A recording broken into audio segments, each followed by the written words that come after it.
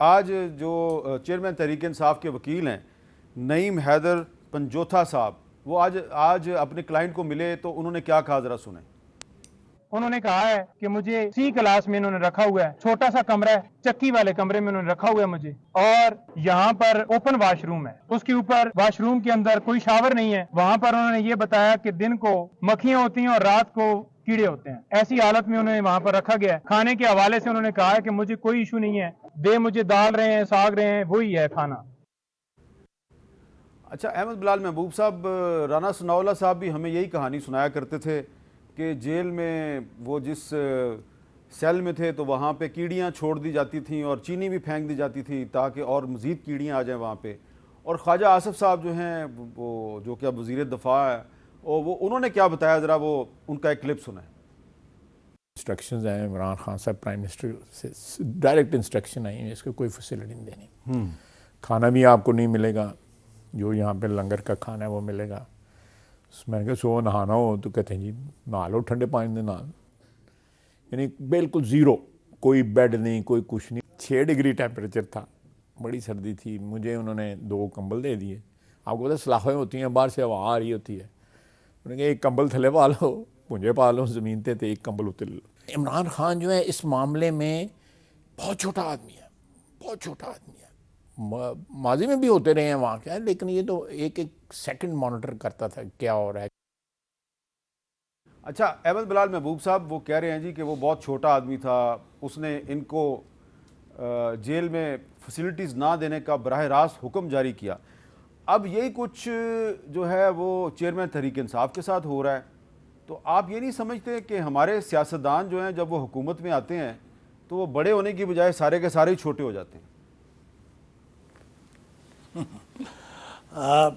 حامد میر صاحب، بات تو بالکل درست ہے آپ کی، لیکن یہ جو ہمارے جیل کا نظام ہے نا، اس میں چونکہ میں خود براہ راست بی کلاس میں رہ کے میں نے مشاہدہ کیا، تجربہ کیا ہے، تو مجھے معلوم ہے کہ یہ جس طرح کی ڈسکرپشن دے رہے تھے نا پنجوتھا صاحب، بالکل ایسا ہی ہوتا ہے۔ وہ اوپن ٹوائلٹ ہوتا ہے، اسی آپ کی چکی کے اندر ہی وہ بنا ہوتا ہے ٹوائلٹ، آپ کے پاس کوئی کرسی نہیں ہوتی، زمین پہ آپ نے سونا ہوتا ہے، اور یہ سارے معاملات ہوتے ہیں۔ وہ جیل کی سلاخیں ہوتی ہیں، ٹھنڈی ہوا آ رہی ہوتی ہے، گرمیوں میں لو آ رہی ہوتی ہے، اور کھانا جیل کا ہوتا ہے۔ یہ بی کلاس کے اندر یہ سب کچھ ہو رہا ہوتا ہے۔ ہاں، البتہ اے کلاس پہ جائیں تو پھر آپ کو باورچی مہیا ہو جاتا ہے، کھانا آپ اپنا پکوا سکتے ہیں، لیکن یہ جیل کا نظام یہی ہے۔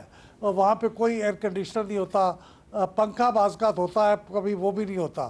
تو یہ وہ نظام ہے، بہت انفارچونیٹ ہے۔ میں خان صاحب کے بارے میں سن کے میرا دل بہت رنجیدہ ہوا ہے، لیکن بہرحال جیل یہی ہے اور جیل کا نظام یہی ہے۔ آپ کو ان کا مستقبل کیا نظر آ رہا ہے کہ ان کی گرفتاری جو ہے وہ اگر ان کو کسی عدالت سے ریلیف ملتی ہے تو کسی نئے مقدمے میں گرفتار ہو جائیں گے؟ مجھے تو یہی لگتا ہے جی، میں نے ماضی کے تمام جو الیکشن دیکھے ہیں ان میں جو آدمی لڑ کے جس کو ہٹایا گیا ہو اس کو دوبارہ اگلے الیکشن میں نہیں آنے دیا جاتا۔ اچھا، وہ اگلے کے بعد والے الیکشنوں میں شاید آ جائے، لیکن امیجیٹ نیکسٹ الیکشن میں نہیں آنے دیا جاتا۔ یہ میں ماضی کا تجربہ بتا رہا ہوں۔ جس کو بھی ہٹایا گیا ہے اس کو پھر کسی نہ کسی پری ٹیکسٹ پہ اس کو انتخابی ماحول سے اور انتخابی ارینا سے باہر ہی رکھا جاتا ہے، اور اس کو الیکشن نہیں جیتنے دیا جاتا۔ اور میرا خیال عمران خان صاحب نے تو چونکہ بہت زیادہ ناراض کیا لوگوں کو، اس لیے ان کے ساتھ بھی یہی ہوگا۔ یہ غلط ہوگا یا صحیح ہوگا میں اس کی بات نہیں کر رہا، لیکن جو پریکٹیکلی ہو رہا ہے پچھلے 50 سال سے وہی ہوگا۔ اور میرا خیال الیکشن میں تو ان کو حصہ نہیں لینے دیں گے، نہ الیکشن میں ان کو جیتنے دیں گے۔ اچھا، تو آپ 50 سال کی بات کر رہے ہیں، میں تو صرف پچھلے 5-6 سال کی بات کرتا ہوں کہ جو 2018 میں نواز شریف صاحب کے ساتھ ہوا تھا کہ ان کو ڈسکوالیفائی کیا گیا، پھر ان کو جیل میں ڈال دیا گیا، اور پھر ان کو الیکشن بھی نہیں لڑنے دیا گیا، تو جو ان کے ساتھ ہوا وہی چیئرمین تحریک انصاف کے ساتھ ہوگا۔ ظفر اللہ صاحب، یہ صحیح کہہ رہے ہیں احمد بلال محبوب صاحب؟ دیکھیے، نواز شریف کو ان ایسنس جس طرح ہائی کورٹ نے بغیر قانون کی موجودگی میں سپریم کو ڈسکوالیفائی کیا کہ ڈکلیئر نہیں کیا، تو خان صاحب نے بھی ڈکلیئر نہیں کیا، تو اصولاً تو وہی پرنسپل چل رہا ہے۔ کیا ہونا چاہیے، کیا ہے پاکستان میں ہر ایک کو پتہ ہے۔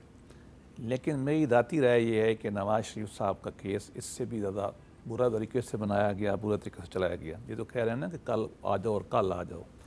ہمیں تو ایک دن بھی چھٹی نہیں کرنی دی انہوں نے. یہ غالباً 42 سے 43 سماعتوں میں 37 میں عمران خان نہیں آئے. نواز شریف کو تو ایک بھی انہوں نے چھٹی نہیں دی، ایک بھی.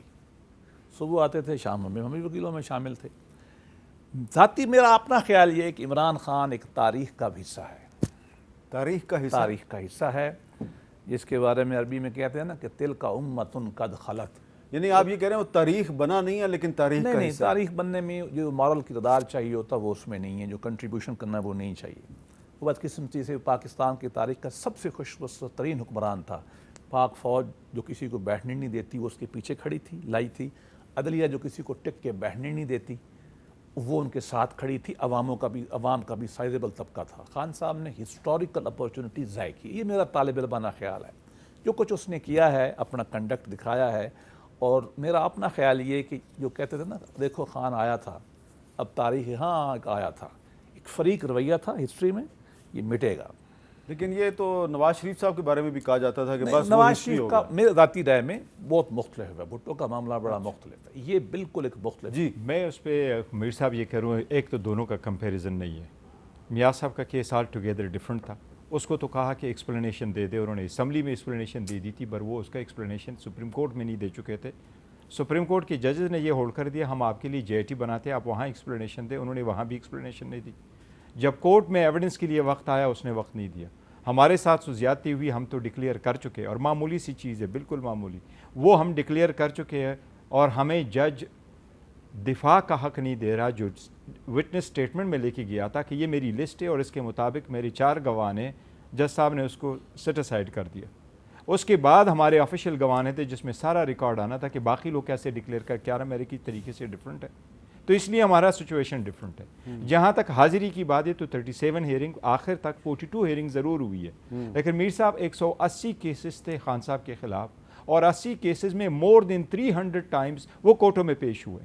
300 مور دین 300 ٹائمز وہ کورٹوں میں پیش ہوئے. اچھا، ایک 80 کیس ہیں 180 کیس 180 کیسز ہے ٹوٹل. میر صاحب مور دین 300 ٹائمز کورٹوں میں پیش ہوئے. اچھا. اس عدالت میں آئے تو اس عدالتوں میں جب ہم سم ٹائم جاتے تھے تو ایون وکلاء کنفیوز ہوتے کہ کون سے کورٹ میں جانا.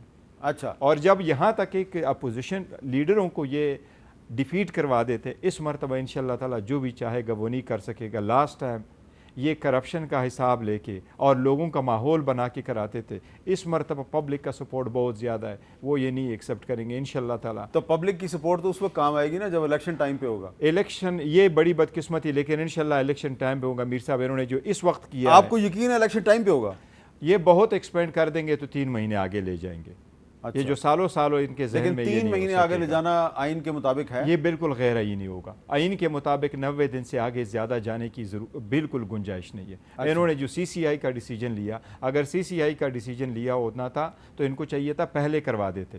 ابھی لاسٹ جولائی میں تو الیکشن کمیشن نے ڈیلیمیٹیشن ساری کی ہے، پوری ملک کی ڈیلیمیٹیشنز ہو گئی، وہ فائنل بھی ہو گئی ہے. الیکشن کمیشن خود چلا گیا. الیکشن کمیشن نے کورٹوں میں کہا کہ اس میں مزید گنجائش نہیں ہے، یہ فائنل. کیا یہ کہنا درست ہے کہ الیکشن کو ملتوی کرنا آئین کو معطل کرنے کے مترادف ہے؟ آلموسٹ سملر ہوگا، لیکن دیکھیں یہ آئین کی سراسر خلاف ورزی ہوگی، یہ غیر آئینی بات. اچھا،